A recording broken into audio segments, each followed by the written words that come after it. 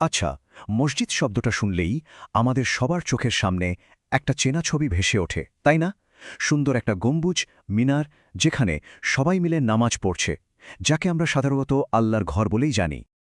কিন্তু একটু ভাবুন তো, এই পরিচিত ধারণাটা আসলে কোরআনের মূল বার্তার সাথে কতখানি মেলে? কোরআন ঠিক কী বোঝাতে চায় মসজিদ বলতে? চলুন এই উৎসের ভিত্তিতে বিষয়টি একটু গভীরে গিয়ে দেখা যাক। মসজিদ শব্দটাকে ঠিকভাবে বুঝতে হলে আমাদের একদমের মূলে যেতে হবে। এর মূল শব্দটা হলো সিজদা। এখন দেখুন, আমরা সাধারণত সিজদা বলতে কি বুঝি? নামাজের মধ্যে শারীরিকভাবে মাটিতে মাথা রাখা, তাই তো? কিন্তু কোরআনের দৃষ্টিতে এর অর্থ কিন্তু অনেক অনেক ব্যাপক। সিজদা মানে শুধু শরীরটাকে নত করা নয়, বরং জীবনের প্রত্যেকটা ক্ষেত্রে আল্লাহর বিধানের প্রতি নিজেকে পুরোপুরি সঁপে দেওয়া। এই স্লাইডটা দেখুন, পার্থক্যটা খুব পরিষ্কার। একদিকে আছে নামাজের একটা নির্দিষ্ট সময়ের কাজ, আর অন্যদিকে জীবনের প্রতিটি মুহূর্তে আল্লাহর বিধান মেনে চলার একটা স্থায়ী অবস্থা। মানে এটা শুধু একটা ভঙ্গি নয়, এটা একটা পরিপূর্ণ জীবন ব্যবস্থা। তো সিজদা যদি হয় আত্মসমর্পণ, তাহলে মসজিদ কি? এই উৎসের বিশ্লেষণ বলছে আসল ব্যাপারটা মসজিদের কাঠামো বা দেখতে কেমন সেটাতে নয়, বরং তার আসল উদ্দেশ্যটা কি সেটার ওপর। এই আয়াতটা একটা গভীর প্রশ্ন তুলে ধরে, তাই না? যিনি এই পুরো মহাবিশ্বের সৃষ্টা, তিনি কি সত্যি মানুষের তৈরি করা ইট পাথরের কোনো দালানে সীমাবদ্ধ থাকতে পারেন? কোরআন তো খুব পরিষ্কার করেই বলছে আল্লাহ কোনো নির্দিষ্ট দিকে বা জায়গায় আবদ্ধ নন। তার মানে আল্লাহর ঘর কথাটা আসলে আক্ষরিক নয়, এটা একটা প্রতীকী সম্মান। আমরা প্রায়ই বলি যে মসজিদে ধনী গরিব সবাই সমান, কিন্তু একবার ভাবুন তো, নামাজের কাতারে এই যে কয়েক মিনিটের সাম্য, এটা কি সমাজের আসল বৈষম্যটা মুছে দিতে পারে?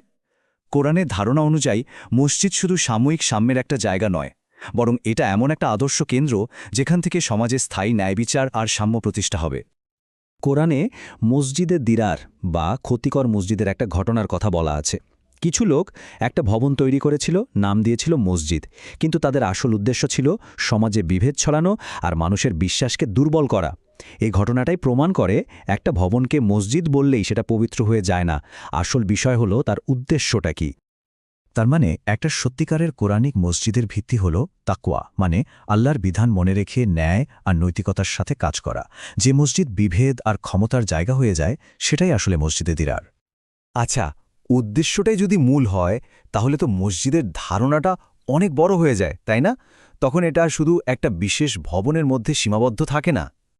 এই উৎসের ব্যাখ্যা অনুযায়ী একটা হাসপাতাল যেখানে অসুস্থ মানুষের সেবা করা হচ্ছে, বা একটা আদালত যেখানে ন্যায়বিচার প্রতিষ্ঠা করা হচ্ছে, অথবা একটা স্কুল যেখানে জ্ঞান ছড়ানো হচ্ছে, এই প্রত্যেকটা জায়গায় তাদের কাজের মাধ্যমে কোরআনিক অর্থে মসজিদের ভূমিকা পালন করতে পারে, কারণ সেখানে আল্লাহর কোনো না কোনো নির্দেশিত পালন করা হচ্ছে।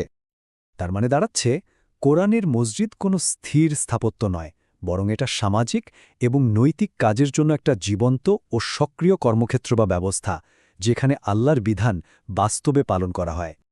মসজিদের এই ধারণার উপর ভিত্তি করে ইসলামের আরও কিছু পরিচিত শব্দের অর্থও কিন্তু নতুন আর গভীর একটা মাত্রা পায়। এই স্লাইডটা একটু খেয়াল করে দেখুন কিভাবে ধারণাগুলো বদলে যাচ্ছে। মসজিদ শুধু একটা ভবন নয়, বরং যে কোনো নৈতিক কর্মক্ষেত্র। সিজদা শুধু শারীরিক ভঙ্গি নয়, বরং জীবনের পূর্ণ আত্মসমর্পণ। পবিত্রতা শুধু অজু বা গোসল নয়, বরং চিন্তা, কাজ আর নিয়তের শুদ্ধতা।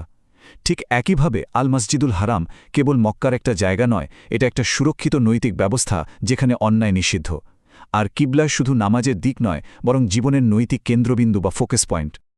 তো এই পুরো আলোচনার পর একটা মৌলিক প্রশ্ন আমাদের সামনে চলে আসে। তাহলে আসল মসজিদ কোনটা? একটা সুন্দর দালান যেখানে মানুষ শুধু প্রার্থনা করে কিন্তু সমাজের প্রতি তাদের দায়িত্ব পালন করে না? নাকি এমন একটা কর্মক্ষেত্র যার হয়তো কোনো মিনার বা গম্বুজ নেই, কিন্তু সেখানে সততা, সেবা আর ন্যায় বিচার প্রতিষ্ঠা করা হচ্ছে? শেষ পর্যন্ত প্রশ্নটা আমাদের সবার জন্য। আমরা কি আল্লাহর বিধানগুলোকে শুধু কিছু আচার অনুষ্ঠানের মধ্যে আটকে রেখেছি, নাকি সেগুলোকে আমাদের জীবনের প্রত্যেকটা ক্ষেত্রে, পরিবারে, কর্মক্ষেত্রে, সমাজে প্রতিষ্ঠা করার চেষ্টা করছি? এই দৃষ্টিকোণ থেকে যদি আমরা দেখি, তাহলে প্রশ্ন জাগে, আমাদের চারপাশে কোন জায়গাগুলো বা কোন প্রতিষ্ঠানগুলো তাদের কাজের মাধ্যমে সত্যিকারের মসজিদের মর্যাদা পাচ্ছে? আসল কথা হলো, মসজিদ মানে ইট পাথরের ভবন নয়, বরং সেই জীবন্ত কর্মক্ষেত্র যেখানে মানুষ আল্লাহর বিধান মেনে জীবনের প্রতিটি কাজে সত্যিকারের আত্মসমর্পণ করে। এই ভাবনাটাই আজকের আলোচনার শেষে রেখে গেলাম।